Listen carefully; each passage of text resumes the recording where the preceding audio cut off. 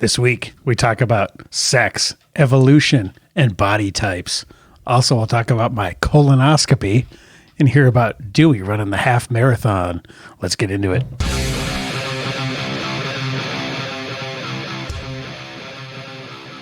Yeah, because you know it comes after you turn 50.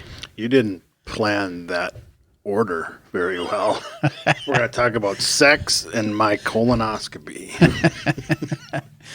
It's the hard truth of turning 50, is there buddy. a comma in there? Right, exactly. Yeah, my punctuation may need a little work here. Yeah, I just figured because before I had it done, I had only horrible nightmares about what it was possibly like. So I figured I can kind of describe it a little and tell the peeps out there that are approaching 50 what to expect. So we'll get into that. One thing I wanted to talk about real quick, was, we're talking about Pop-Tarts and school lunches and crap, right? Well, I was feeding my son breakfast the other day, and this is pretty much what we feed him. Sure. So here's Sully, 12 years old, 7th grade, eating eggs and bacon. Right. We don't have cereal in our house. It's either this or sausage or just eggs or some variation of that. But, it's when you think about all the mazillions of kids out there that are wolfing down the blueberry and Sharkleberry Crunch or whatever the hell it is. So, not that you do, or I don't know, maybe you have, but have you noticed a difference in behavior? Not focus? really, because I think you'd have to go from full on cereal and crap all the time to pretty much no carbs, and then really it was gradual for us, so we kind of just phase this stuff out. So I don't really have any hard data as far as a marked improvement in behavior or mental awareness, anxiety drop or anything like that. That's funny to say that, because this week I'm done running now. So as you alluded to in the intro, we did the half marathon. Yep. And we're all done now. So immediately Monday, I started fasting again, and I started, if I'm not training CrossFit, I dressed like today is my off day because of the podcast. Yep. I haven't had a gram of carb today. So since you're not a single gram training for the performance aspect, then you're getting back to the really low carb. Well, since you weren't running anyways, you weren't going to be running in an event. Exactly. So I'm still doing CrossFit, which requires a shit ton of glucose. So just different. But this week I'm really, really mellow. So I'm not going straight from marathon to immediately marathon CrossFit the next day. Right. This week's pretty chill. So knowing that, I'm not going to load up on fuel. Right. So I'm relatively low carb, and I'm fasting again for this week. So funny story is I started fasting right away Monday, and I felt really good. Yeah. And then I ate. Right. Isn't it amazing how... And there was no carbs. I just ate. Right. And then again today. Yeah, fasting itself is so medicinal. Oh, exactly. So therapeutic. And then so medicinal. And then today, we record on Wednesdays. Today's Wednesday. Yep. I fasted until almost 2. Right. So I just ate a little bit ago, and I posted it on Facebook. I just had that cold rotisserie chicken, shredded chicken and then beef sticks. Yep. And I'm like, okay. No, and I'm just running at work, busy, and I'm like, I got to eat this stuff. So I ate all the chicken, and I had one beef stick, and I was like, I fucking hate eating. I just felt like crap. I just wanted to take a nap, and it was solid protein and fat. Yeah. And it didn't matter what I ate. It's like you're eating bread or something, Right. And I just and immediately that my body got the nutrients it was craving or not desired, because I'm not going to go into starvation mode in 18 to 19 hours. That it wanted. It wanted. But then when I got it, it went, Oh, now we're just fat, dumb, and happy. It's like there was no drive. There was no sense of urgency. You don't need to go pursue anything anymore. Right. Yeah. Yeah, Yeah. I just put my head back in my chair. In my Basically office. saying your body was saying, don't burn energy now because you got plenty. You got some. Right. Yep. Yep. You don't need to go out and seek out new fuel. Right. Yeah. That's It's funny because I hate eating. As good as low carb feels, nothing trumps the feeling of being fasted. No. Well, as far as just therapeutic. Let's face it, especially keto, but just low carb in general. We've pounded this point home since we've started this stupid podcast. Is low carb is just as Dr. Peter Artia alludes to, it's just a fasting mimicking diet. Right. It's just tricking the body into thinking you're fasting. Yep, exactly. Yeah. So I just wanted to show that picture, to hopefully, make other parents out there realize that you don't have to just give them the breakfast sandwich or the cereal every morning. Eggs are freaking cheap. No, super plentiful, cheap. Super easy to make. Yep. I mean, it's nothing. And once you get into the routine, and this has been a couple of years now, imagine how much money we've saved too, as opposed to buying boxed cereal. Oh, it's so expensive compared to buying just eggs. When I was really trying to load up on carbs, I ate on Sundays. Remember the 5,000 calories.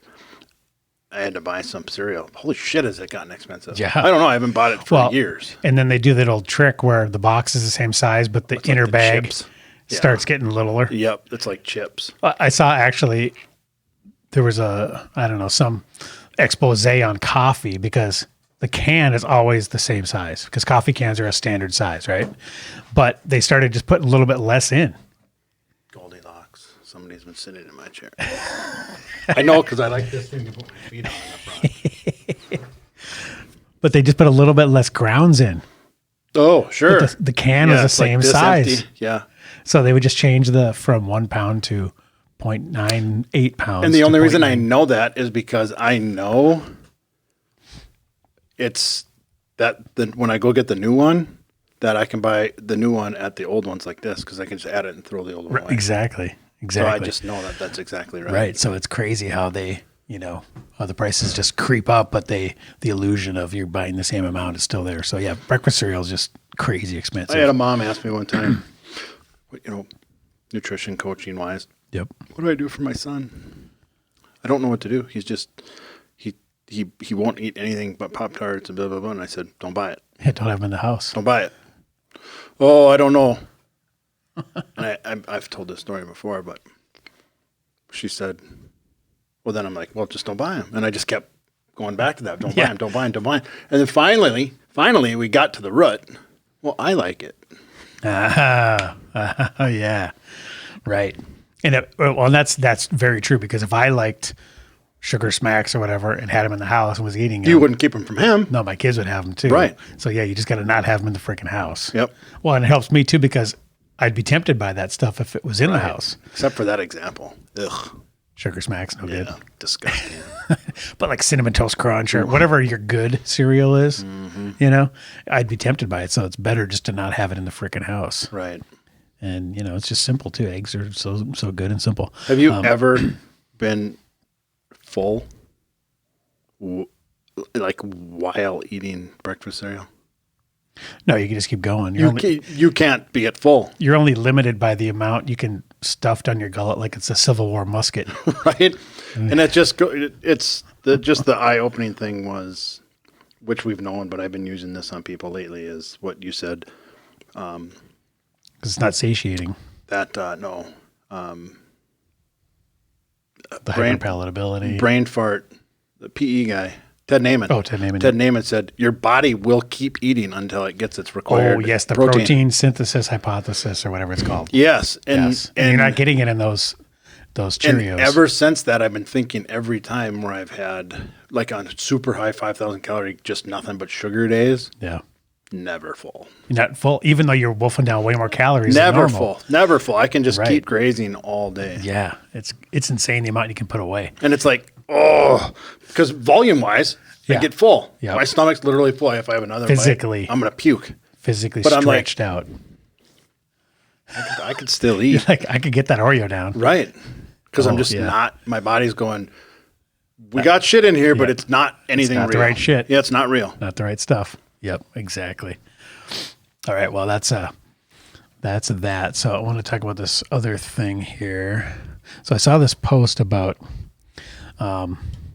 vegans and, okay, basically for those that are just listening, it says, it has a picture of a bunch of fields and it says, this is Almeria in Spain. It's the stuff of vegan wet dreams and an ecological Armageddon to everyone else.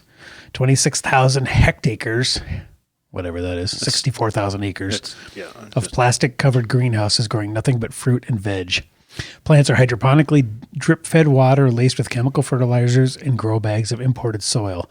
Temperatures for the predominantly illegal African workers are brutal, and the surrounding land and beaches are strewn with spent pesticide containers and tons upon tons of discarded plastic sheeting. This is the utopian future we are bullied with, where domestic animals are extinct and wild animals have no usable habitat because it's all fence-walled and under plastic. Dun, dun, dun. So that's fake, right? I don't think so. It has to be. That's something in Spain. It's on the internet, Dewey. Oh, my bad. I mean, I don't know. It looks dry. It looks colored. We can look on. Well, who knows what the photograph's been touched up or whatever, but I don't know if we could pull it up on Google Earth, and anybody that's out there, if you fact check us on this, if you live in Spain, let us know if that's a thing. But the larger point they're trying to make, and the one that I've made many times, is that I wish the push was for regenerative pasture land rather than just giant monocrops. And this is an extreme example because basically every inch is taken up by greenhouses and all the accoutrement that comes with it. Right. As opposed to having some cows on some land, which required nothing but some fences. Right. And why did they build them like that? Why didn't they just put them in a straight row? Well, I assume it's because it's who knows? They use metrics over there, dude. Well, that's what a hectare is. That's a metric. I mean, if you're using metrics, you can't expect to have a square, right? Metrics throws it all off. Metrics is actually superior to imperial. I know, because it's by 10. Everything's by 10. It seems so simple. Right. But I remember in the 70s when they tried to push metrics on us, we were like, F that shit. Oh, yeah. I'm sticking to the... We got it figured out. I'm sticking to the 12 inches is this and 16 ounces is this. But it's all by 10. Fuck that. Right. We're going to put a 1 and a slash and an 8. And the 8's bigger than the 4, but it's still... That means more. Our mile is 5,280 feet. Don't forget it. Yeah, right. Well, it could just be a meter, make it 5,000 a kilometer, which is 1,000 meters. Right. Yep. Oh, we're nothing if not stubborn. That's for sure. Isn't that? Yeah. No shit. So, that was kind of wacky. Okay, so that brings me to this meme I thought that was funny. It says, when my wife sends me to the store to get cucumbers, I grab Vaseline as well. Can't let people think I'm vegan. That's good shit right there. Funny. All right. Okay, well, now we've talked about this many times. Ken Berry had a good tweet about this. Okay. His waist to height ratio thing, right? Oh, yeah. So for those that don't know, he's got a calculator out there. And it's actually BMI calculator, waist to height ratio calculator. So this is, as we have done in our travels and in our research, we found that, at least for my money, this is the single best metric to go by. If you just had to measure one thing, it's not how much do you weigh. It's not, even BMI. Yep. It's the waist to height ratio. Because all the other things don't take into account so many other, like your height, like obviously if you're Arnold Schwarzenegger, he'd be obese on the BMI scale, all that BS. Which is every American male right. uses that example. I know. And Arnold Schwarzenegger. We know it's complete bullshit. I just want to do that meme, and I forget what movie it's from. Where it's like the Batman one where Robin's saying. Yes, where it's like, but Arnold Schwarzenegger. And then, right. And then have like Schwarzenegger half spell. Schwarzenegger. Make that one. Yep, that's good. So anyways, this is the BMI waist to height ratio calculator. I'll put the link in the show notes. So you can throw yours in. But the important thing is, he says it should be less than 50% in healthy adults. So, when we're tracking my height and weight and everything. Remember, I'm trying to get, what am I, 68 inches. So I need to be under 34, right? Mm-hmm. So that's right about where I'm at. And I think you were at like 33 and you're taller than me. So you were in the 40 some percent. So you're in the nice healthy range.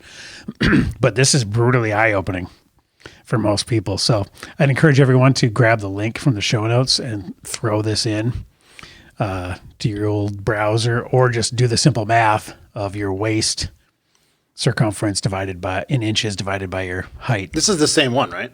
Yeah. Okay. Yeah. It's just, basically you just put in your height in inches and your waist in inches, and it divides it and gives you a percentage. Right. And you want to be under 50. So it's real simple to remember. You don't even really need this calculator. I mean, I'm 5'8", so that's 68 inches. I should be under 34. Yeah. On the waist. So what, 74?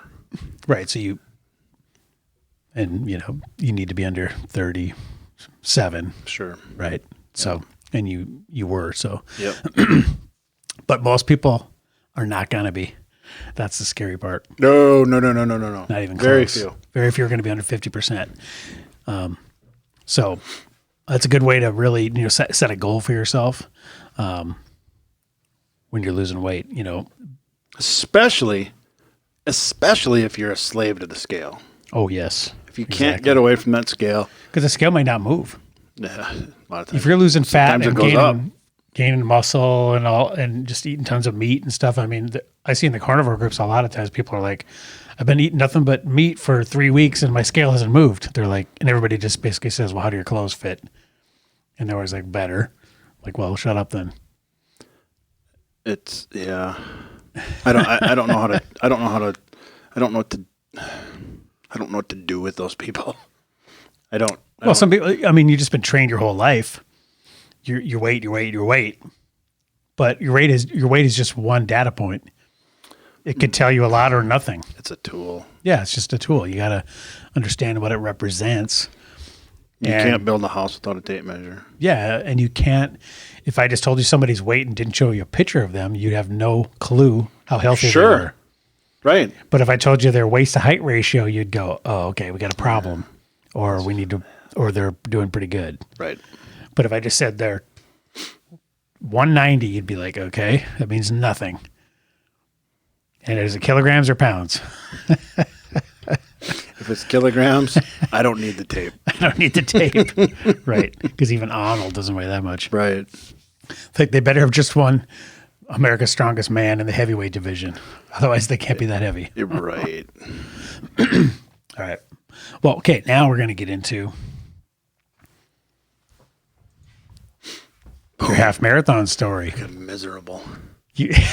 I was like, I saw this picture and I just laughed because it looks like she's dragging you across. She was. Is that what happened? So, tell us your story. Full disclosure, I was pretty tired. Well, that goes without saying. Full disclosure, I don't know. Slow. There was plenty of that. I was a little reluctant about the handhold. Oh, yeah? Yeah. Why? For like a split second. And then, yeah, exactly. Why? And then I was like, whatever. Because all your bros like me were going to go, dude. Yeah. You held hands with your wife. Right. What a loser. Exactly. Nobody did, though, did they? No, not to my face. I mean, if anything, people will give you shit, but that's normal. Right. Well, I gave you shit. I think I posted on your Facebook. I said it was nice of her to wait for you. Right. Well, I guess the thing, and I didn't mind the hand holding thing. Like, out with it. It's okay. Nobody listens. Out with it. Oh, see, I keep forgetting that part. That's a good point. You can speak Nobody's freely. even going to hear this anyways. I don't think it's that much of an accomplishment. I don't think like we just crossing the line for an Ironman. Right. And it's like, we fucking did it. Oh, so you're almost like, hey, let's not celebrate why are we being so happy? Yeah. Okay. Yeah, this is just, we just took a little jog on a Saturday morning. Right. But she explained it later. Well, between the two of you, that was one whole marathon. There you go. And I'm the only one that looked like I ran in one whole marathon. Yeah, she looked like she just started. Did a 5K, right. And it's like, I've done this like 8 times. Mm-hmm. Why would we coming across like I just used to be. Like, victory is mine. Right. Like I used to be 600 pounds and I couldn't walk down the stairs. And now here I am running a half marathon. It's just kind of routine. I didn't do that. Right. But it is kind of routine. But, right? but a half marathon being routine is a big accomplishment. Well, sure. Yeah, so there you go. Look at it that way. But she said, well, no, I just want to do it because it's the first ever time in all the races we've done individually. It's the first time we've ever really did it together and crossed together. Oh, and I'm like, oh, you win. That's a great reason. Yeah. But in the moment, she's like, and I'm like, no, we're not doing that. It's fucking 13 miles. Who cares? It's just your male instinct. Right. To kicking in. But then after we did it, I was like, I'm glad you did that. Right. I get it now. I didn't know it was the thing. We did it. Yeah. And she was right. Nothing wrong with that. Like she always is. But at the moment when we were rounding the dome, I was like, that's the lamest thing I've ever heard. For what? It's not like I walked it on. It's not like I walked it on my hands. All of a sudden, just going to drift right by her and be about 100 yards ahead just so she can't hold your hand. All of a sudden, you find that speed you never had. There was no way I could have done that. That was all gas pedal right there. She was taped to the floor. There was nothing I could have done. She could have caught me running backwards. Besides the emotional part of it, just tell me about the actual act. It was... You did post one thing. You said people over 200 pounds shouldn't be running this much. Like, was it pretty rough on you just because of your weight? Your size. I think that's the sole. I mean, you're definitely not an ideal runner type, body type. And I didn't say people who are fat shouldn't run. No. I just said it's heavy. It's weight. Right, exactly. Because I'm by no means obese. So if somebody, for example, and I was explaining this to Mel before I made that post, and I said, she's like, oh, whatever, you can run. You did fine. And I said, here's a frame of reference for you. Let's put my ruck vest on and you run with that. And then how you feel at the end is how I feel. Right. Because that's what I had to do. Yeah. Right. Yeah, you're just carrying a lot more. It's a lot more of a exertion. Harder. It's just to propel that much more weight and then pounding on, joints are joints. Yeah. Whether you're 100 pounds or 300 pounds. Well, that's why they always say, guys in the NFL are getting injured so much more quickly because the guys are just becoming more massive, but your knee is your knee. Right. Your ACL is your ACL. So if a guy that's on average 20 pounds heavier than they were 5 years ago is slamming into each other, that's a lot more collision force. Not saying that was my reason, but that's the reason in the NFL you're seeing so many more Achilles ruptures because they're just so much more powerful. Yeah, and they're springing off that foot and they're just snapping that tendon. Yeah, the weight they have to propel forward is insane. We were watching football the other night, and my daughter, who's 8, said because somebody got injured and they were getting carried off on a stretcher, and she's like, "Does that happen?" And I said, "It happens every game." Oh, I don't think I can remember a game where somebody wasn't on the turf for a while. Now, but when we were kids, never. Right. It never happened because because the offensive linemen when we were kids they were 350, like 260. Yeah. Yeah. Their linebackers are bigger than linemen when we were kids. Back to the how race. was your time? Like, how did you do? How did you feel about your results? Well, see, now I can share a little bit because I didn't want to share before the race just in case it didn't go at all. In case you were being carried off on a stretcher. In case there was no finish, because then if I would have told people this publicly, they would have said, should have trained. I didn't train. Right. In 6 weeks leading up to the race, I ran one time, and it was only 3 miles. Okay. I did CrossFit almost every day. Yeah. So it's like you're out of shape. You just weren't in running shape. Muscle. Okay, so then now you're going to get the genesis of that Facebook post. Mm-hmm. So my muscle and my cardiovascular, my respiratory system was rock solid. Heart rate was low the whole time. Muscle-wise, like my actual quadriceps and my ass and my hamstrings, even calves, no problem. right as rain. My joints, My feet, the balls of my feet, my toes. That sucked. My lower back. Yeah. I'm like, yeah, you need. I don't care if anybody plans on doing anything over a 5K, a 10K, a half marathon, whatever. Put in the miles. I don't care if they're crawling. Just to build Just up log the miles. Build up that tolerance. Yes. Just log the miles because that's what hurt. Well, and I've seen the guys where the nipples are like, what kind of sports bra do you have to wear? The nipples rubbing. See, there's a caveat to the nipple wearing. You have to go fast enough for the shirt to move. Right. So I was safe there. But as I've noticed, as I've been getting, not that I'm huge chested now, but just any increase, I've noticed that like even walking downstairs, like there's some weight there now. Oh yeah, that you feel that. So like your man tits. Yeah. You know, even like if they're got pecs, something in there. Yeah, Right. there's something going up and down. So like I can see how running that could be a problem. Right. You know. But when you run fast, your shirt goes like this. True. So it's rubbing. So what was your time? Like what's a good time? The fastest I've ever done a half is 2:12. Okay. And this was 2:16 was the Is that official. metric or No, I think time's all the same, but I don't know. 2:15? Well, according to my watch, I ran because a marathon is 13.1 miles. How were you in the field? Like Way in the back. oh Yeah. okay. Because that's what I was so pissed off about. People who run, Because like the 130 People- guys that weigh 130 are just they're doing spring. I did 2:16. The guys are 130 pounds were doing it in like 140. Oh yeah. Well, just imagine how much less effort they have to exert. Oh, for sure. And they're just springing like deer. Right. Oh yeah, they bound. Yeah, exactly. So I've done 2:12. This was 2:16. My actual watch time, because this is fascinating, I think. So we crossed the. Also, the weather's a factor too. Like It was beautiful. the heat, though. the humidity, but it was nice and chilly, It was so gorgeous. it was good. It Right? was perfect for running. Like some days they used to do it in May, and some of the times it was really hot, It'll be May again next year. and that would be can be No, sketchy. it was if it's always hot. cold. Oh, was it? Okay. Every time I've ever done it in May, it's always been cold and rainy and windy and shitty.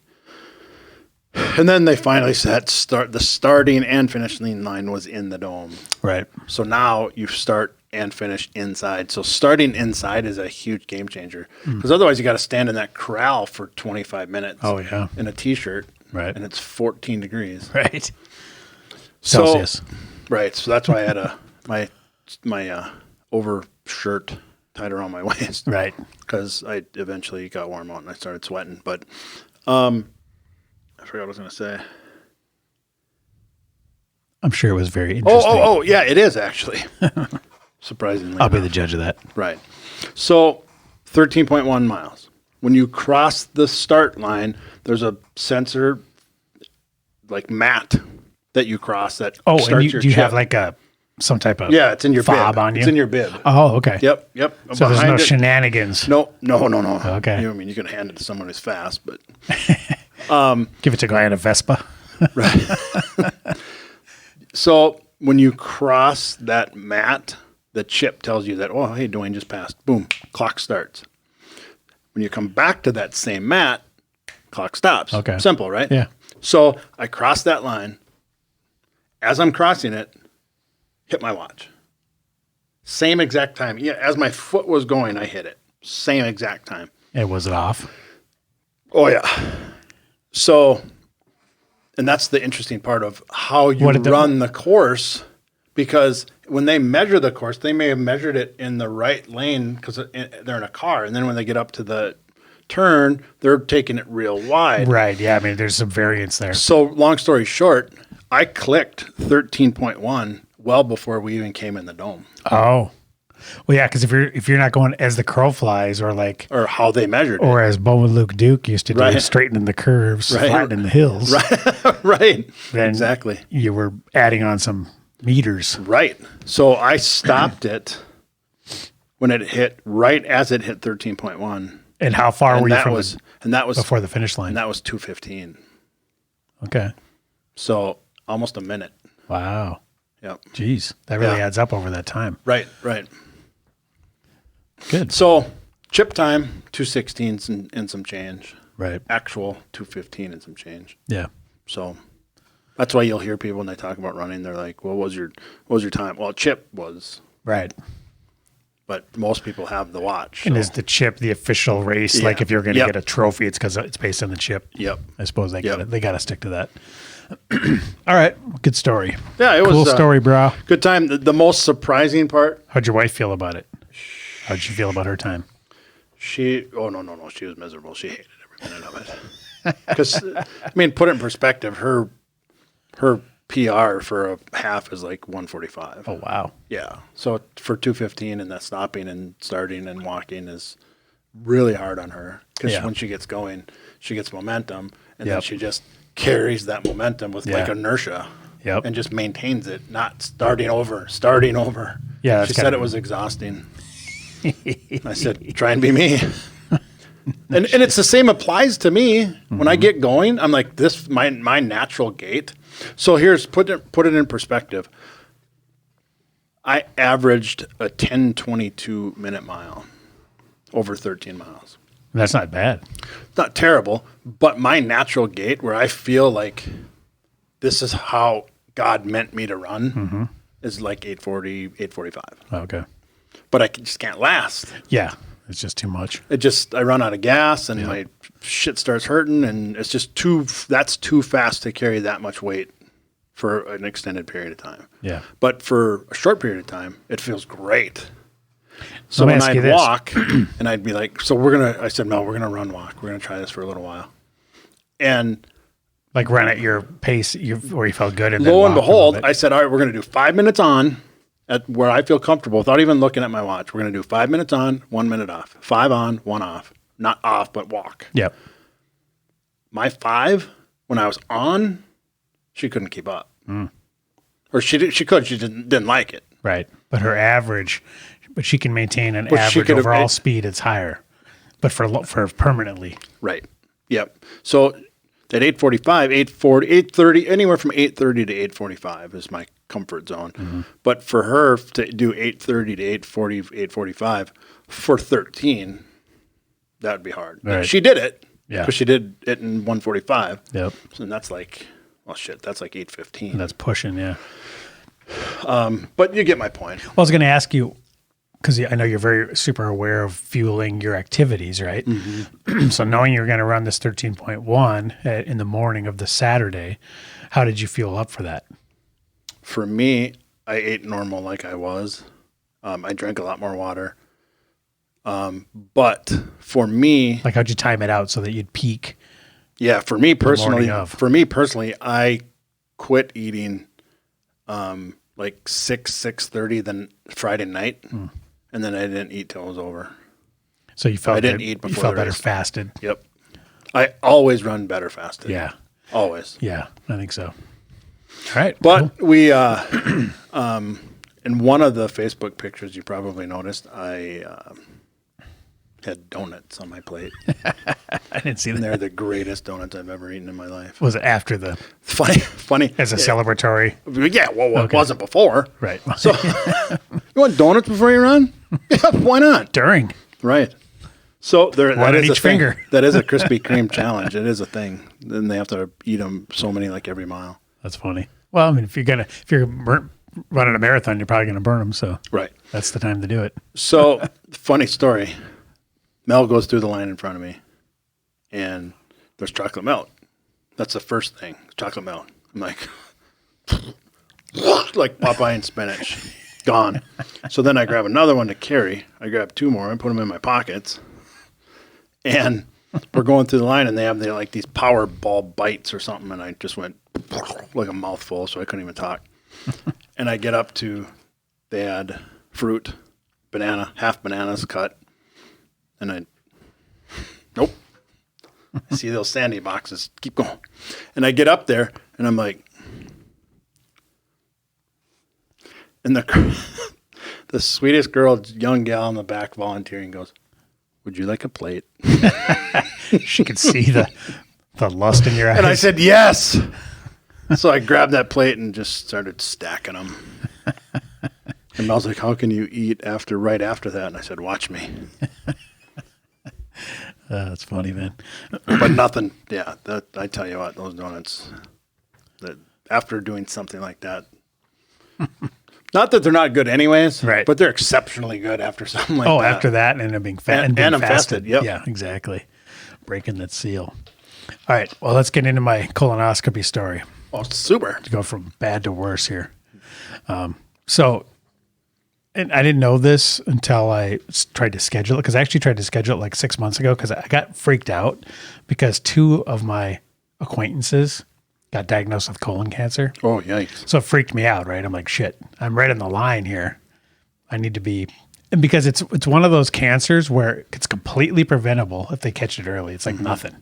But then if it goes too long, you're like dead. Right. And there's no symptoms, or sometimes there's no symptoms. Sometimes there is, but it's very easy to have none. And then all of a sudden be like, well, stage 4, you're fucked. Yeah. You have 2 months. I'm like, this is so freaking preventable. And you wonder if you would have just not went in, you'd be fine in 2 months. Well, it's a thing. Weird. Yeah, it's, and it's a mind fuck because it's so preventable. But then the act of getting a colonoscopy, a lot of guys are like, nah, I'm tapping out. I'm not doing that. There's resistance there. I don't think the resistance is some guys. I don't know. Well, I definitely had it. I wasn't definitely pumped to go get it. I don't think for me, watch it because Mel just had one. And I think the resistance is the prep. Well, exactly. That's what I'm going to get into. The prep is like, fuck off. Right. We've done it before, but they're like, I have to fast for 2 days and drink all this stuff. That part was easy. Myself. That part was easy. The fasting part was easy. So let me just get into it. Okay. So I tried to call 6 months ago and get in because when I find my 2 acquaintances that had it, I'm like, shit, I need to get this done. And they're like, oh, I'm sorry, you can't do it till you're 50. I'm like, what? And I don't know if it's just an insurance thing or whatever, but yeah, so I couldn't schedule it till after I was 50, which was last week, so then I could schedule it for this Monday. So see, what insurance is 45? That's what I thought. Well, and when I was in there, the gal, the RN that was the lab or whatever, the prepper, the fluffer, she said, yeah, wrong studio. She said they need to update that because the whatever colon cancer board says 45, but insurances haven't caught up yet. So that was kind of disappointing. Yeah, well, Talk 5 more. Racket, how many more a year do they have to pay for is really what it is. Yeah. So anyways, so I got it scheduled, and then so they send out this email, right? And it's go buy these supplies, and it's like 6 pages of email of just what's going to happen, which almost freaked me out more than I was already, because it's lists all these potential side effects and words like perforation. Yeah. Yep. Like, you got a little close to the sidewall. Yeah, right. Oops, poked through. You've been breached. Sorry. My bad. But yeah, so it was like, buy this laxative and buy this laxative and this giant. It's funny because I was sleeping or something, and then my wife was going to go to the store, and I just forwarded the PDF and I said, buy this stuff. So I have it. And then she's like, oh, I think we have some of that already. And then I grabbed the bottle of this stuff. My wife's favorite. We already have this at home, and then we don't. Well, we did, but it said 4.3 ounces or 4.1 ounces or whatever. And then the instruction says 8.3. So which was like a giant bottle of this shit. Mm-hmm. So she thought, oh, we got a bunch of this. This is like 20 doses. It's like, no, you don't get it. Right. They're saying it's not the bottle dose. They're saying take the whole bottle. Right. Not a dose, the bottle. Right. So, and it says buy 64 ounces of Gatorade, and you pour this powder in, and then you drink it all like 8-ounce glasses every 15 minutes for like an hour and a half. So basically you're drinking a giant pitcher of Gatorade mixed with this powdered laxative in an hour and a half. Then it's like, the countdown begins. Right. And you're like, okay, I can't leave the house and it even it pretty much tells you got a couple hours before you're completely exhausted. The sequence is engaged. Right. So that was tons of fun. So what day was a colonoscopy on? Monday. So you did it over the weekend too. Mel did too. I'm like, fuck off. I'm not doing it over the weekend. Right. I'll do it. I'll gladly do 2 days. But I didn't want to take. But I'm not. I didn't want to take 2 days off work. I only took 1 day off work because if I would have took the prep days off work. Why would you have to take them off work? Well, because I'm not going to freaking sit there and be practically crapping Oh, myself. sit there. Oh, I'll just work from home. Right. I don't have that option. Why? You work on a computer. Tell my boss. He wants me there. Always one of those guys. He's old school. Leering out the window. Yeah, he just wants us to be collaborative. It's 8:03, Joshua. But he doesn't know we're nerds and we don't like to talk to people. Oh, anyways. you guys walk 24/7 with earbuds and avoid contact and look down at the ground. That's why you have long hair. So I'm one of the can't see your sociable ones. eyes. Oh, I bet. I'm a weird nerd. I bet you're for sure walking through the Funny hallway. thing is the other nerd that does my job has hair down to his ass. So he can hide his eyes. So he doesn't have to make eye contact. Or sleep. He's a weird nerd too. He's pretty social. Anywho, so yeah, I started it. You have to basically begin prepping. It tells you what to eat 2 days before, Nothing. stop eating. Right. As of this time, take this at this time. Like 5 p.m. the night before, you have to start taking this giant vat of stuff. And then in the morning before, 4 hours before your Nothing. procedure, another giant thing of magnesium citrate or Oh, something. see, Mel's protocol was chug nothing. thing. Well, yeah, but When she then, and woke then up 2 there. hours before, nothing. Oh, yeah. The morning of, she couldn't. Yeah, 2 hours before you had to stop it. You had to take this another 8-ounce thing of yeah. solid laxative. So yours must have been late morning or afternoon. 10:30, yeah. Hers was So I had to 7. take it at 6, and then by 8:30, no more liquids even. Oh, yeah, because she was right away in the morning. Yep. So when she got up, she's like the first thing she does ritualistically is to have a glass of water, and she couldn't. Yep. It was killing her. Yeah. So okay, that was all pretty. It was as horrific as you can imagine, but not as horrific as I had imagined. So actually, having gone through it now, it wasn't that bad. Right. It was just basically like having horrific diarrhea for 18 hours. Right. I mean, it sucked, but it wasn't. And they prep you good, like they say, to buy these like tushy wipes. So you're not right. constantly irritating your Yeah. bung hole. So you're dabbing. Right. Exactly. So and the funny thing was then, I get there and I'm, getting in the room and the good thing is they put you under. You were all the way under. Mel wasn't. Just All the way sedated. under. Yep. Oh. Which is, thank God, because, I don't want to know what's going on. I had one. And they didn't even sedate me. But, I don't want to say he's unprofessional. But when he said, get undressed from the waist down, I said, well, where should I put my pants? He said, over there in the corner by mine. You're going to hang him up by mine. And then the good thing was, after I was done, he found those car keys I'd been missing for 2 years. And then when she was doing my IV, she missed the vein the first time, no. And she's like, oh, sorry about that second poke. And I said, that's not even close to the worst thing that's about to happen. So I'm not even slightly bothered. Take all the time you need. I get lucky. Yeah. I get lucky. She tried right in the elbow there, couldn't get it, so she had to do it. Actually, you can still see the bruise. Oh, yeah. She had to get me right in the forearm muscle there. Oh, so that's when I go to the doctor, they're usually just they're like, ooh, look at those. Oh, yeah, they call it nurse porn. It's like, yeah, I can do this from across the room. Right. So yeah, I get pretty excited. So anyways, once she got the IV in, she, was like, okay, you're going to start, and then I was out. She said, the next thing you're going to know is you're going to be waking up and it's going to be over. So that was freaking awesome. So I started coming out of it and she was talking to me and stuff. And I was just, in a daze or whatever. It's the worst feeling. Because you just want to sleep. Yeah. It was, and they keep forcing, wake up. Yeah, I don't like being under anesthesia. It's like, no, I want to sleep.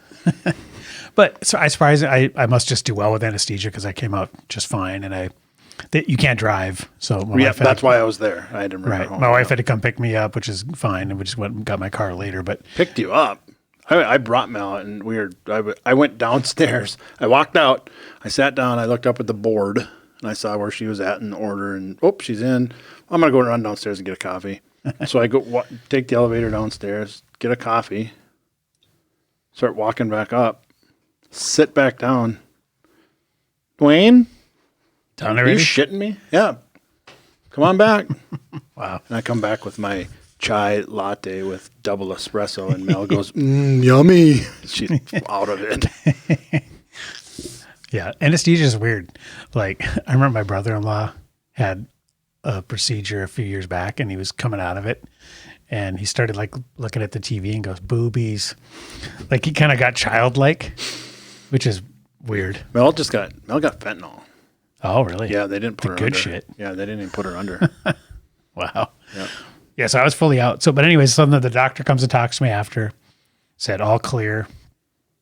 Because the good thing is if they see any polyps, which is the beginnings of what could turn into cancer, they just slice them off. On site or while they're in there. Yep. Yeah, they're like, well, as long as we're here. Yep. So they found nothing fully, so that was reassuring to hear. But even if they would have said, yeah, we found some polyps, we cut them off, even so, hey, problem taken care of, right? Right. So that was really good. It's not a trip back. Yeah. So, it put my mind at ease. And, even though the prep sucked, like you said, the prep was by far the worst part. It's not that bad. So, any guys out there that are 50, just go get her done because it's better to know. Because even if I had colon cancer, I'd rather know now. Right. Because where you can still take care of it. Yep. And with my, horrific diet for most of my life. Right. Eating gas station food for the first 38 years of my life nonstop, seems like colon cancer would be. You have cancer in your family? Not way more heart disease and diabetes. Yeah, mine too. I have not a couple instances of cancer, but not, it's so it's not super prevalent. One thing I've learned, and I didn't realize this, but it is ridiculously hereditary. Really, cancer is, yeah. Makes sense. I mean, it's the DNA that's right. They talk in there. About family history. Because really, it's just cells that say, fuck you, I'm going to do what I want. Right. So you're in my boat. I don't have anyone on either side that has ever, there's never been a case. Of colon or just cancer? Any kind. Really? Wow. Any kind. Well, you definitely had some cancer, but. Paternal or maternal side, neither. None. But horrible hearts. Right. So if I have to pick one. Right. I can kind of you can have some help influence. the heart. Yeah, right. You can have some influence on that. I could eat flawlessly since birth. Yep. And exercise flawlessly since birth and do everything right and still go, sorry, you're stage 4. Yeah, exactly. Nothing you can do. Yep. That's at least with the heart you can at least we don't know yet. It'll be interesting once they figure out this out more, how much nutrition and stuff fuels or causes cancer to stall or gets fueled. You know what I mean? Because I remember when Steve Jobs got pancreatic cancer and he went fruitarian and then died. Well, you can't say, because he went fruitarian, because I think at that point he was screwed. He was on his way out. But, did that help or hinder? Right. You don't know. But so I don't think we know enough yet. I'm going to err on the side of what we know. Right. And say that it's not nutritional related. I don't think it is. I think you can have an effect, but it's not going to determine whether or not you get it. Right. I think it can probably assist it. Push the needle. Yeah, it can assist it or it can suppress it some. Yep. But yeah, I agree with you. I think if you're going to get it, you're probably going to get it. Right. And there's just, it's genetic horrible lottery. But the interesting thing was, I want to bring this up.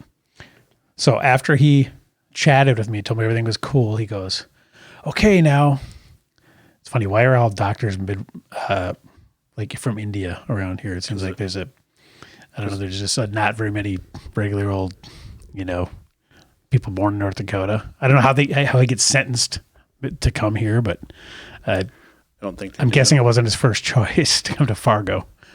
Well, for starters, if you live in another country and you want to be a doctor, besides the altruistic reasons, why do you become a doctor? To make that moolah, baby. And you're not going to make it over there. So, but I wonder when they get their choice of where to go, if they have a. That's wherever they get their residency. Because of course you think they would choose sunny Phoenix or something, but I just think they're smarter than us. But he ended up in Fargo, so sorry for him. But he probably ended up in Fargo from UND or the U of M. Oh, right, makes sense. Super nice guy, but it was funny though, because I immediately was like, nah, I'm ignoring this guy. Because he goes, you need to eat the fiber, and he just went off on the fiber thing again, which I know that's fiber. What they've been schooled. So I've researched this some before, but it just kind of made it fresh for me. So here's an article from the Mayo Clinic talking about how dietary fiber is essential, and it makes all the pro fiber points, right? Which we've all heard many times. And this is what the doctor was basically pushing. Some people are with fiber to the point where Ted Naiman is with protein. Right. It's just essential. Yep. It's like, and for me, fiber is like, I don't even care if I get 1 gram of it ever. To me, it's not necessary. And I don't think I need it to have a healthy diet, because when I've eaten only meat, which has no fiber, I have zero problems with any type of digestion. And I don't see any of the nutritional benefits. But the Mayo Clinic, it's got a whole list of them here. And what do they know? It's just the Mayo Clinic. Right. So, again, it's just like everything else. Us as adults have to take in all this information and make the decision for ourselves.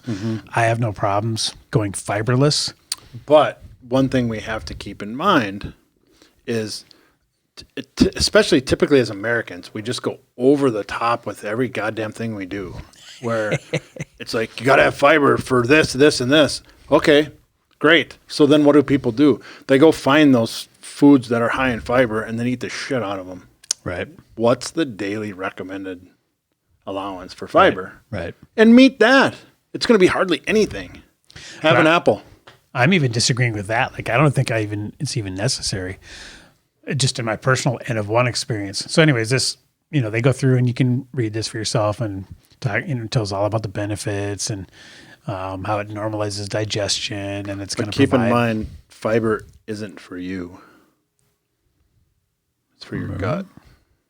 Right, but you're feeding your gut. You're not feeding you.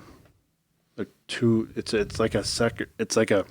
But what are the symptoms of? It's a second of having an unhappy gut, though. Biological system within the biological. I've heard about system. that. They say it's your second brain. Right.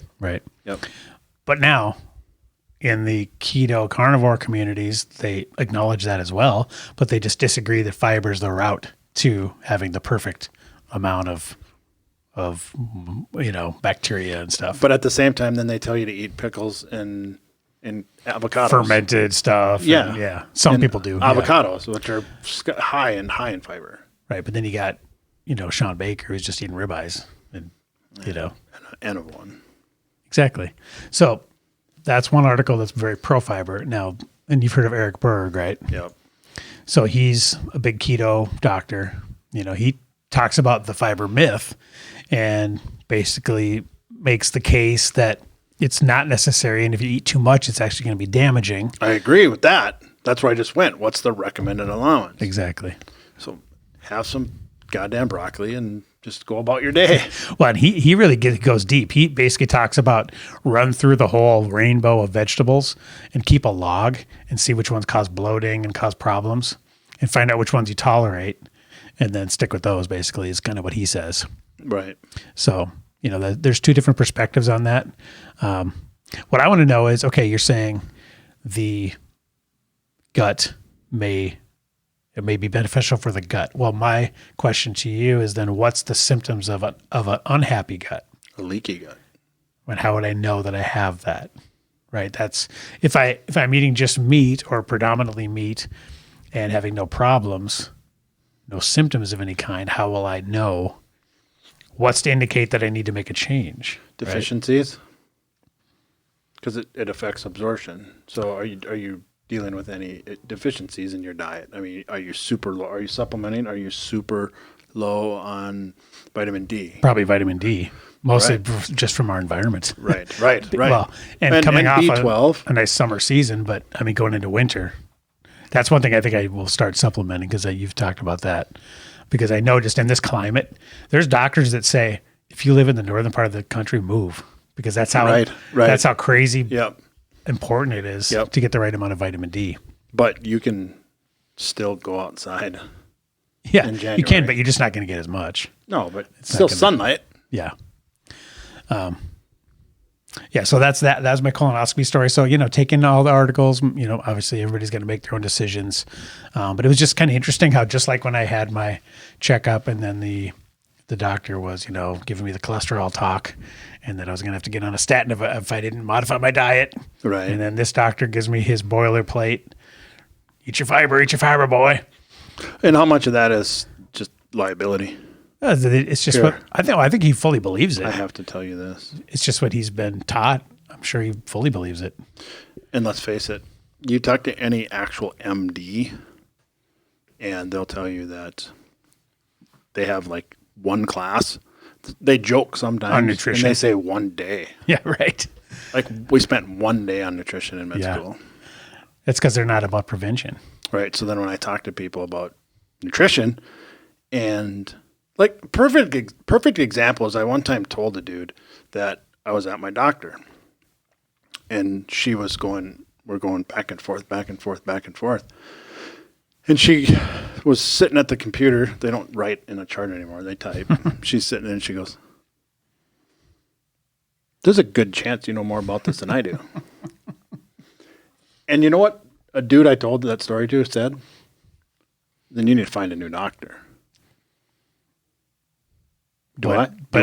Well, how many out there would know? Do more? I? No, they don't. Right. They're not. Right, They but don't they exist unless they specialize in it, like the keto doctor. and No, all that, but they got those guys. God complexes where they think they know more than everybody. Right. And that's the be all end all. Which you need a certain amount of overconfidence to become a surgeon, anyways. I'd like my mechanics and my surgeon's cocky. Yeah, exactly. Right. I want them to go, yep, I can fix that. this in 2 minutes. You don't want them like, oh, fuck. Yep.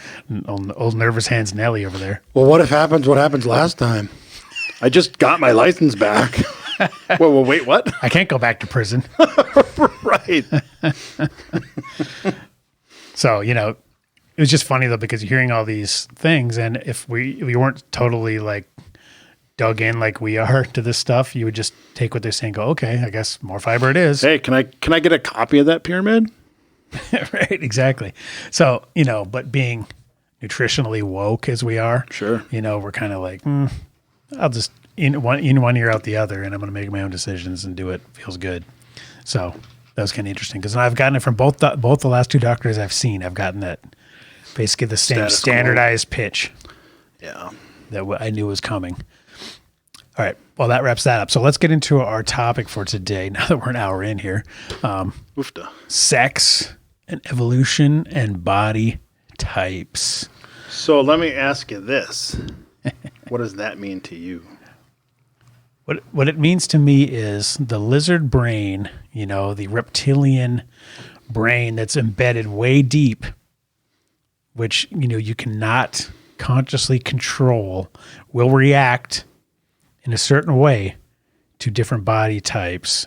If you're assuming you're But why? a straight male. But why will Right. they? Well, here, I'm getting there. Okay. Assuming you're a straight male, you're going to be triggered, aroused by a certain type of body because you're deep in the whatever spinal Hippocampus. column. Yeah. It says that female will bear children and keep this line of genetics going. And that's your job. Right. And my job is Your sole as a male, purpose for being alive, yep, evolutionary speaking. is to make more of me. Right. And who wouldn't want that? Sure. Can ask your wife. I bet her opinion sways. Right. It's not always static. But so yeah, who's going to keep the species going, keep this particular line of DNA material going down the line? So what so that's from the straight male perspective. Yes. So what are you seeking out? I think this shit's fascinating. This might be a 2-hour. No, we'll get to the point. So but then the question is, what triggers your brain that female is a good childbearing? I know. Mm-hmm. You don't know. You just see it, and your body has its own built-in weather vane. Right. Yep. a barometer. Weather vane, like whether or not you're going to bone it. Right. Well, true.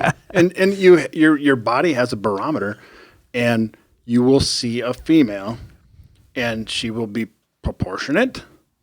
She will look a certain way, as if she would be prime. Opportunity. Easy. I know this is. I'm over here. I'm going to get my Danny Kaye shoes on. Thesaurus out. Tap dancing. But we're just speaking pure. I mean, this is not about any person. This is animalistic. Caveman shit. Absolutely. So this is why, when they test pedophiles, right? They stick a thing on their dick and they show them pictures. And if they get aroused by kids, they can't stop it. Oh, you know what I mean? Sure. Their dicks get hard when they show them young. Ugh. Right. I know it's horrific, but I'm saying it's wired deep, and that's, you're a genetic You're anomaly. ruining this whole thing. I'm just saying it's Right. buried Well, deep in there. It's hardwired. Wires are crossed. Yeah. But you can't. Here's a better way to say it. Nobody, from an evolutionary standpoint, purely evolutionary, animalistic standpoint, men do not feel the insatiable need to procreate by looking at a female and saying, "Oh, I bet we have so much in common. I bet she loves the same movies, all the same books." Right. No. Nope. You say, "I want to breed." Yep. Your body says it. Would that produce offspring and raise offspring? Right. That's all it and is. the difference is we're not animals, so we don't act on it. Right. We have morals. We have commitments to other humans. So there's where lines are drawn. However, the whole point of this segment Yep. is stop trying to act like those lines don't exist, Right. because they do. Yeah. So being saying- civilized is overcoming that. Right. Overcoming that urge. Right. But you can't deny its existence. Right. But they do. And you know what they do? In one sentence. Well, I prefer a dad bod. The fuck you do. Stop it. You're lying. Well, I prefer it because why do they prefer it? I just alluded to it. Because it won't leave them. No, Because because no other females will try to steal it. because he clearly likes the same movies I do, because that's all he does is sit around and watch them. Right. That's why he looks like that. That's funny. Yeah. So my whole point is stop denying that exists, Yeah. because it does. Right. Well, here's I'll take it one step further. Okay, so I'm getting into a little bit of the specifics of what make the male primitive brain react.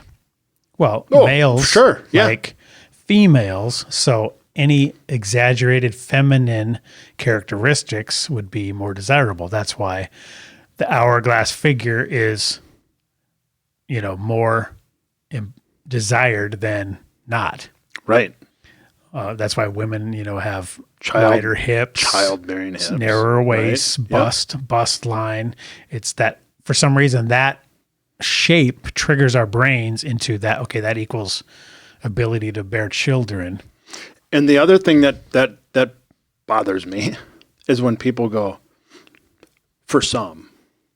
No. That's like saying healthy at any size. Right. You don't get to define what evolution said you will be attracted Yeah, you to. can overcome it. You can You deny can it. forcefully deny it or overcome it Yeah. by saying, I'm not attracted to that person because of my conditioned experiences Right. about how people that look like that may have treated me. Right.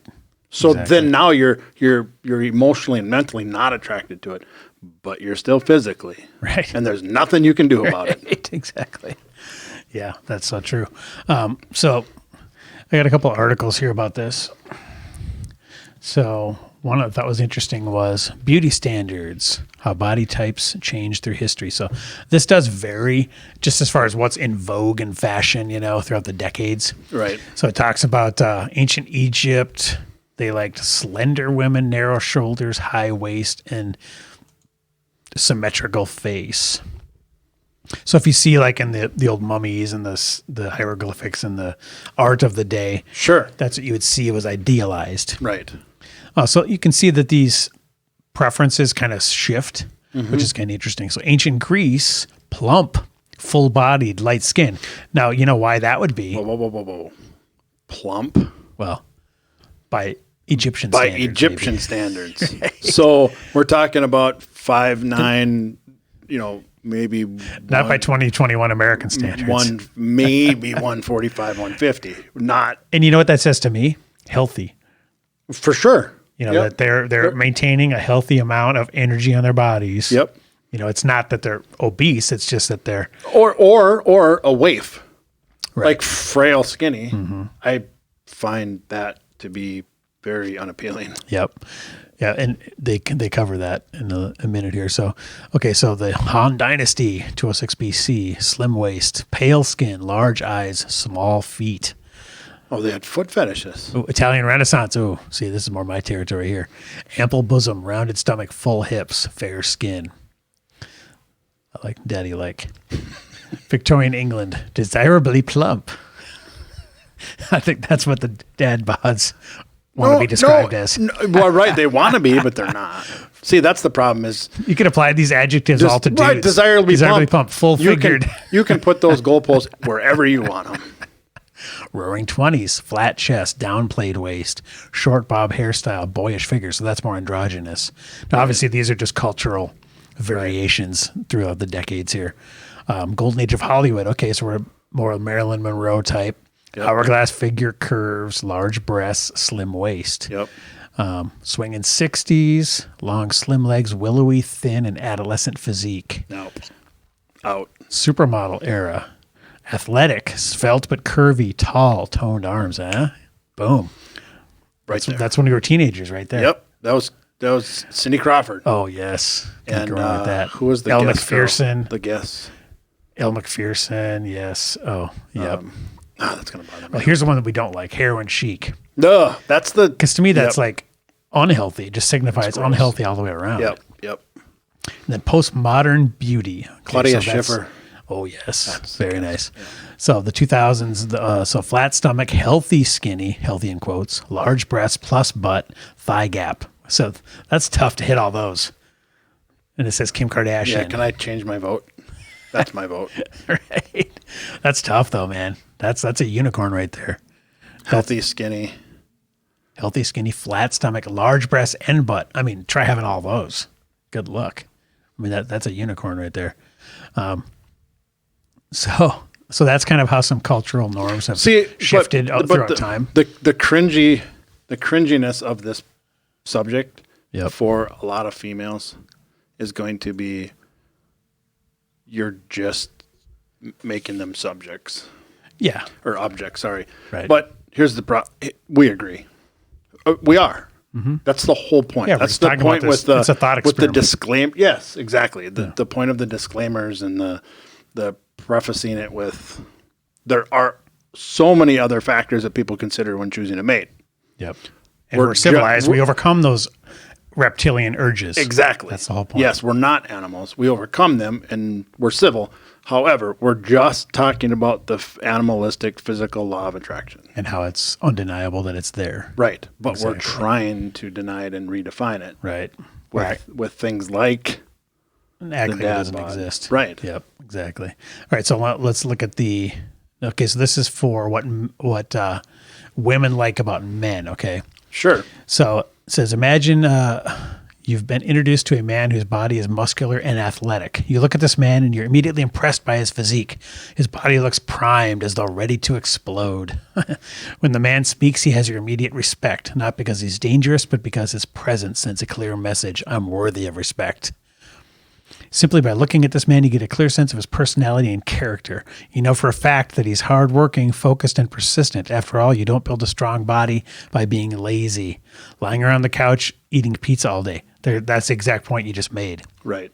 Was innately, when you see a guy that's in shape, you know, okay, that guy's willing to put the time in. Yeah. Because he didn't get that way. Right. Unless he put the time in. So he can make a commitment. He can follows through. Yeah, right. He's willing to put the work in to provide. Yeah. Not lazy. And an unattractive body signals poor genes. Right. Right. So maybe genes you don't want to, if you're a female, genes you don't want to take in and mix with your genes because they might produce offspring that might not survive. And again, that's the holy grail. Yep. Is will our offspring survive to make more of us? I mean, it's just how we're hard coded. Yep. So it goes through a lot of that. So it says women are attracted to muscular physiques. Why, thank you. And this is the part that I find fascinating. Like, conversation between me and Mel. Mm-hmm. There's no secret. It's like, so when we first met, what was it that, and she always says right away, your shoulders. Right. And guess why she said that? Because she can't help it. Right. It's written right. It's right here. And when you guys met, did you have a gut then, or did you get that after? The big gut after. I mean, I wasn't like ripped, but you couldn't see it through a shirt. Right. But yeah, shoulders are undeniable. Funny story. Once I was working with a bunch of girls, okay, and this dude came in to present, like to give us a presentation. And I know there's like 30 girls in our office. They were freaking giddy and giggling and just like, it was undeniable. It was so crazy. And this guy was like, basketball player, height. He was probably like 6'4". Oh, sure. Broad shoulder. I mean, he was so physically impressive. Right. Just on his basic structure. I mean, he wasn't like, he didn't look like a model or anything on his face necessarily. Yep. It was just that his physical stature was so impressive. They were literally like giggling and giddy just at the mere sight of him. And I guarantee, like right here, it got a little red and flushed. Because you know why that happens? That's the whole process brain. engaging. Yeah. That's what. And so, what does that represent? What represents that in public? Sexual blush. That's why they put blush on. Exactly. Or whatever they call it. That's why they put makeup on. Yeah, to mimic the heightened arousal state. Right. So they want to present that because then the guy will pick up on the signals and go, ooh, okay, she's ready to mate. Pheromones. Right. But it was so funny. I mean, this is 10 years ago. Sure. And I remember this because it was so obvious. Mm-hmm. They made no effort to even hide it. They couldn't. Did they start playing with their hair? Probably. That's one sign. They didn't have to even, they weren't even, I didn't have to pick up on subtle signs. Oh, okay. Because they were so outwardly like, oh my God, did you see that? They were like just talking about him. Yep. I was like, wow, this is eye-opening. I remember reading an article about that where it says the signs, like females will like play with their hair. Right. Or put a finger in their mouth. Like just like they're chewing their nail. Or they'll take their cucumber you just bottom and start deep throating it. That's one. No. That's one more of the more subtle signs. I think you should probably brush up on the definition of subtle.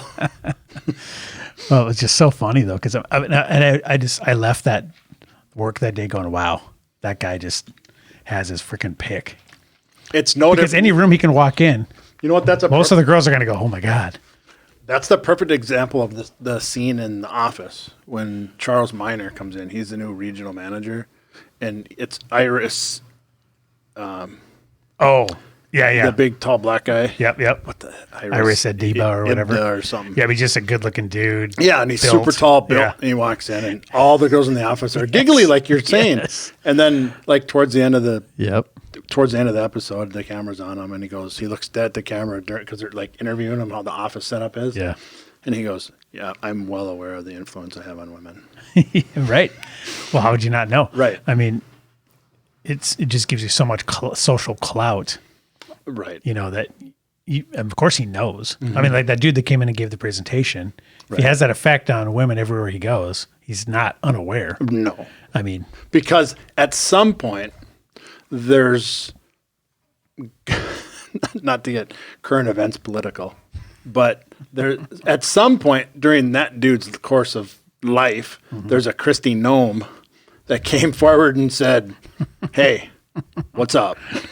Right. Not just the giggles. Exactly. Or the giggling and snickering and looking, but was very forward about it. Right. And so, yes, he's well aware. And he knows that over time, he's been conditioned to know when the females act like that.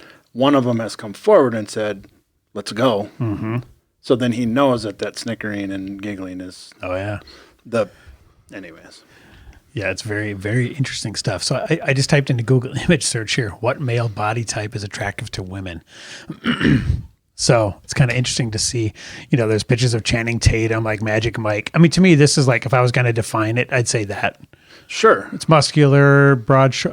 And there's some math to this, like the ratio of the shoulder width to the waist. The symmetrical, yeah. Well, not even symmetrical, but the percentage of waist width versus shoulder width. And you want the waist to be smaller than the shoulders. Why do you think in bodybuilding, that's how they grade them? Exactly. That's how they score them. Yeah, you get a better score. Right. So that's why the body fat percentage has to be so low, because you can't have any gut meat. Right. It's got to be as svelte as you can be in the gut and still as wide as you can possibly be. You can be shoulders. Like me and play the optical illusion and just keep getting bigger up top. And then you don't have to worry about it. You have a little leeway with the waist. Yeah. So it's kind of interesting, and then there's stuff talking about, okay, so let's just click on this one. So the ideal male body, which bodies did women rate as most attractive?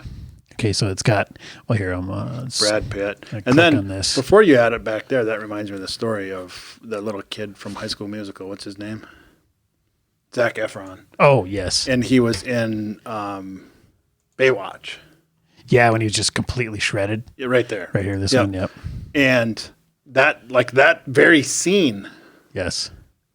And yeah, Seth Rogen. And how fucking dumpy did he feel compared to oh, God. He's like, thank God I'm funny. And I think that sometimes, too. It's like, this is why I had to make millions. Right. Just so I'd have a chance at any women. Smoke a lot of weed and be funny. Yep. But the one on the side, Mel's not like, she's not like one that goes gaga or crazy over actors. At least to your face. No. If she was, she'd rub it in. When we were watching that movie, she didn't even know I existed. When that scene came on, because she just tapped out. She was full on Zach. Little Zach got all buff. Well, he got so shredded for that. Yeah.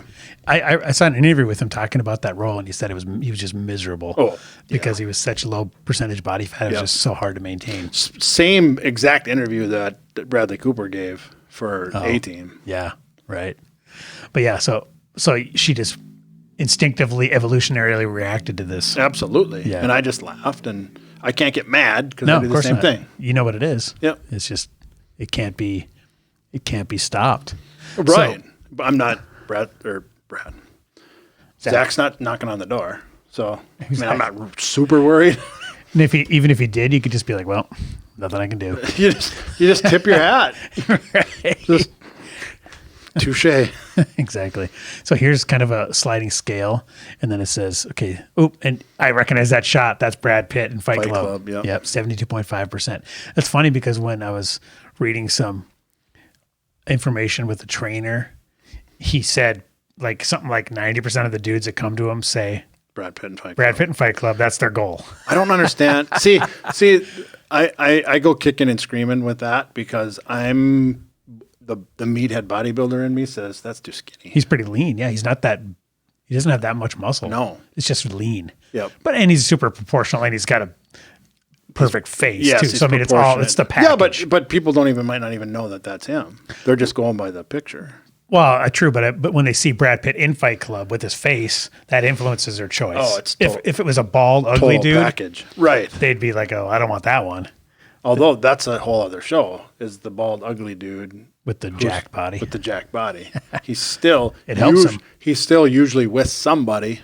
He's doing better than he would be. He wouldn't be with if he was fat. Exactly. Oh yeah. I'm sorry. I don't mean to ruffle feathers, but no, it's true.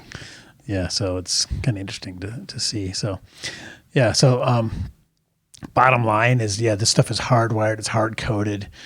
As civilized humans, we overcome it in order to have relationships and build families. But okay, here's the overarching theme that I wanted to get to. Yep. Why are we talking about this on a fitness show? Mm-hmm. All right, ladies and men, here it is. When we lie and say that it doesn't matter, we permit it. And that's how it gets to where it's at. Right. Because there's no expectations, there's no criteria, there's no standards that we're held to. And when we're not held to standards, then the bar just fucking keeps getting lower and lower and lower until everyone looks like Seth Rogen. Yeah. And then when they all look like Seth Rogen, what do the women do? Just pick the richest Seth Rogen there is, I guess. I guess I like the dad bod. Right. Because what are my options? Exactly. The douchebag that's ripped? Yep. Because if he's ripped, he's just slaying vag everywhere. And likely single. Yeah. It's single for a reason. Yeah. Because womanizer, he hates women. It's rechanneling his inner homosexuality or whatever psychological reason that he's still single. He's damaged goods. And pick the best dad bod. Who's going to make the best dad? You know what's interesting is like the dudes that have it so easy, like that guy that walked in, everybody was just snickering and giggling. Yep. It almost makes it too easy. Because you're speaking evolutionarily and as a predator and as a hunter. If he doesn't have to chase the prey at all, it's almost like, meh. Oh, for sure. You know what I mean? And you just don't, if you don't have to work for it, it removes that like hunter instinct. I was telling that same story to somebody at work the other day. We were talking about, I went to the Harry Styles concert with Emmy, and Harry's he's an attractive young man. Skinny, but he's not a physically stature impressive no, in but any way, but he's a good looking dude. Yeah, but he's aesthetically pleasing. Oh yeah. And could you imagine just all that gets thrown at him? Oh yeah. To where he probably goes to all these shows in all these big cities, and it's ever since One Direction, it's been thrown at him. Oh yeah, since puberty. Right. So you know what he probably? I was thinking about it. You know what he probably does after like a show at the X in St. Paul? What? Probably just goes to Denny's. Right. Yeah, because getting laid is not even a right. Who cares? Yeah, it's probably just a pain. Right. Yeah, it's a hassle. Yeah. You're gonna stupid small talk. I have to talk to him. Right. Yeah. Or I could just go with my boys and we can go get some pancakes. Whereas when we were in high school and we hadn't seen any girls naked yet, we're like, let's go where the girls are. We got like 5 chalkboards full of formulas on what we need to say. Right. What kind of weird, spells we have to cast in order to get them to even talk to us. Right. So for me, it was learning guitar, by the way. Yeah. To your point, like just that dude that didn't even have to try. That was, that's probably meh, like you said. Yeah. But he's still got his evolutionary barometer. Yep. That's going to point north, whether he likes it or not. But I agree but I think the pursuit and this is why in sales, this as a sales director or whatever you are. Sure. You can't, there's nothing more attractive than somebody walking away. Oh, I was just going to say that. You tell your sales guys, if they don't want to jump, start pulling the offer. Yep. For sure. Yeah. And I was just going to say that. The harder you push, the less likely they are to. So what those little giggling girls didn't understand is if they would have separated themselves from the pack, one of them, and sat over there and just went, and not even made eye contact. Yes. He would have went, whoa. What's up with that? That one's not interested. Right. What's going on? Yep. Now I have a challenge. Yes. Right. There, you just nailed it. And he doesn't even know it because he's like, whoa. Am I losing it? Yep. Exactly. So what does she know that I don't? Yep. And then now he's interested, and then it's like deer hunting, and the doe's kind of trotting away with their tail halfway up. And That's so funny because, you see all these movies where the dude has the boombox outside the girl's bedroom, and I guarantee in real life that the chick would be like, God, what a loser. God, he's so desperate. Right. Stop it. God, you're gross. And right. Yeah. The best chance you have is to act like you don't give a shit. Or the guy that doesn't give a shit is already in her bedroom. Right. Did you turn that down? But that's what a fantasy that is in all those 80s movies. Oh, right. Where they're chasing her at the airport. And in reality, they would be like, God, get out of here, you freaking stalker. You bought a one-way first-class ticket to Europe just to chase me down at the airport? You're a stan. Exactly. So, yeah, you got to there's your tip to the ladies out there. You got to give the guy, something to chase. Desperation is not attractive. Right. That's like a tip for everybody. I saw a meme the other day, and it was a gal, and it said, me acting awkward or acting super friendly and conversational, and him thinking I'm interested and I'm not. And then also me being awkward and clumsy and being interested. Right. Yeah. Oh yeah. And it's just the whole reading and picking up on cues. And all I could say is, thank God I was a sales guy, or am a sales guy, or I'd still be single. Right. Well, I saw another thing that made an interesting point was that the same sentence uttered by two different guys will either result in like flirtation or sexual harassment, depending if the guy's good looking or not. Of course. Like if Kevin from The Office says, "Hey, nice dress," you go, "God, get away from me, you freak." Mm-hmm. Whereas if Brad Pitt says it, you're like, "Ooh, daddy, right. Mommy likey." Right. So it's, you should see it on the floor. Right. So you got to consider the source, and your attractiveness and your symmetry and your impressive stature and all that stuff buys you a lot of leeway, right? Or controls how much leeway people are willing to give you. So also, to add back into what I said, the overarching theme. Yeah, tie it back to the fitness thing before we wrap it up here. I'm going to tie it back to the fitness thing. Guys, be better. Give a shit. Just give a shit. Do better for your missus. Be better. Look better. Or to get one. Yeah, if you don't have one. They deserve it. They deserve it. Just be better and raise the bar. Don't succumb to the status quo and find confirmation bias on the internet where women prefer the dad bod, because it's just not fucking true. Which, by the way, Zac Efron has a little bit of a dad bod in some series he was doing, some documentary. Yep. And it's funny to see He kind of doesn't though. Well, compared to Baywatch. Yeah, compared to Baywatch, but for him, yeah. But for everyone else, he's still right. An exceptional unicorn. Yeah. But it's funny seeing the comments on that, because some ladies are like, "Oh, that's so cute" and stuff. It's like, yeah, but then you weren't reacting like you did when you saw him in Baywatch. Right. And also to furthermore, the guys do better, be better. Just work out, lean up, and everything just gets better. Yeah. Everything just gets easier. Everything, you'll feel better. You'll have more confidence. You'll have more confidence at work.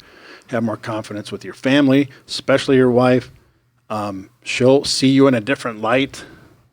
Right, because everything will get renewed. Yeah, that internal confidence is a big piece of this. And the passion might be gone. It'll come back, dude. Yeah, trust me, it'll come back. If you're kind of a fat dad bod dude and you're walking by a mirror every time, you're just like, fuck. That wears on your ass. Right. And it's not positive for anyone. Yeah. And that's what they feel like, because everyone who's overweight knows it, obviously, more than anybody in the world. It's not, not surprising anybody going, "Dude, you're fat." Yeah, shit. I'm going to tell a story in closing. And this is a honest to goodness. I mean, I wasn't in the room, so I don't know for sure.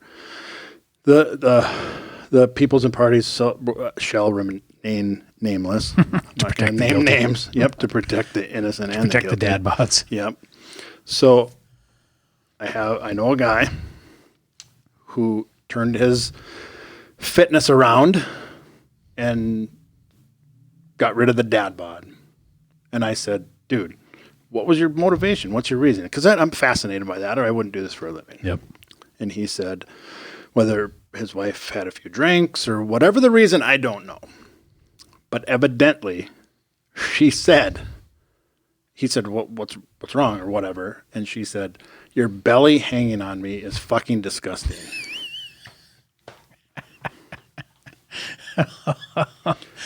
So ladies, I'm not just out with it, huh? Yep. And ladies, I'm not saying to say that, but a lot of guys would just walk in front of a bus if they heard that. Would they? Or would they turn it around like he did? Well, some. He said, "Fuck that." You hope that's the reaction. He goes, "Fuck that. She deserves better." And his wife was important enough to him. Well, that's a pretty knowledgeable guy, though. A lot of guys would not be that powerful. And some guys would just get further deep and, get defensive, leave. I don't know.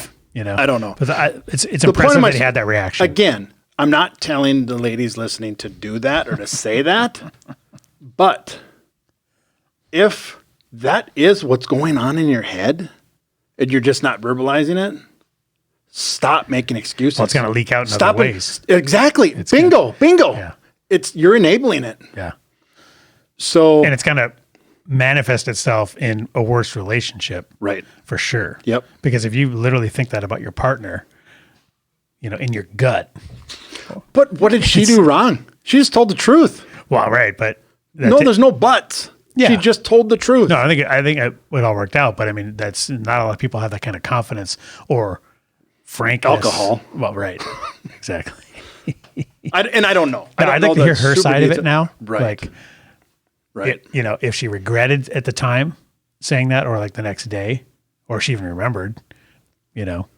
Or do they just have such a great relationship that they're just so open and honest with each other that Yeah, exactly. I've been meaning to say something for about 20 pounds, but Exactly.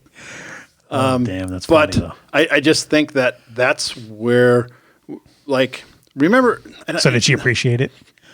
evidently, they're still together and they're doing awesome. Yeah, that's good. So That's an awesome story. It is, but I'm going to try and tie this together, and I don't know if it's going to work, but I'm going to go down the road anyways. Remember last week when I said, or a couple weeks, whatever, but I said, it's so hard when you get in your mode and you just get tunnel vision. You're like, perfect diet, perfect exercise. You're just jacked. Everything's clicking. Mm-hmm. And you're like, I got to get better. You look at yourself in the mirror and you're like, looking at your tricep. And you're like, not good enough. I got to get back. I got to get into it. And then your wife goes, we should go downtown for dinner. And you go downtown for dinner and you walk around. You're like, I'm a fucking Adonis. Look at these slobs. I'm done. Right. I'm done. Yeah. That's good. Yeah, because if you're so far But the bar is past so the pack, low. the bar is so damn low. Oh yeah. And like I said, I don't know if I was going to make a decent connection there or not. But it's just don't fall for that. Right. Don't fall for your wife not saying anything. And just seeing other regular dudes and going, I must be good enough. I'm good enough. Right. Because even if you're a little bit better than them, you're still probably overweight. Right. You know, and you still could go a long ways to becoming a more evolutionarily desirable specimen. And for the 50,000th time in this episode, the disclaimer is, yes, we fucking know that there's way more to life than just looks and physical attraction. That's not what this is about. Yep. We're talking about that, though. Yep. So stay on topic. Don't act like it's not a thing. Right. All right, let's wrap it up there. Yeah, that was fun. That was a good one. All right, guys. Well, send us email to info@fitandfurious.com. You got questions, topic ideas, etc. Make sure you watch on YouTube to see valuable visuals and weekly extra content. Check us out anywhere audio podcasts are found: Apple, Spotify, Google Podcasts, etc. Please subscribe, rate, review, and share. And visit FuriousMerch.com for t-shirts. And we will see you next week. I'm going to go watch Baywatch. Mal probably is right now.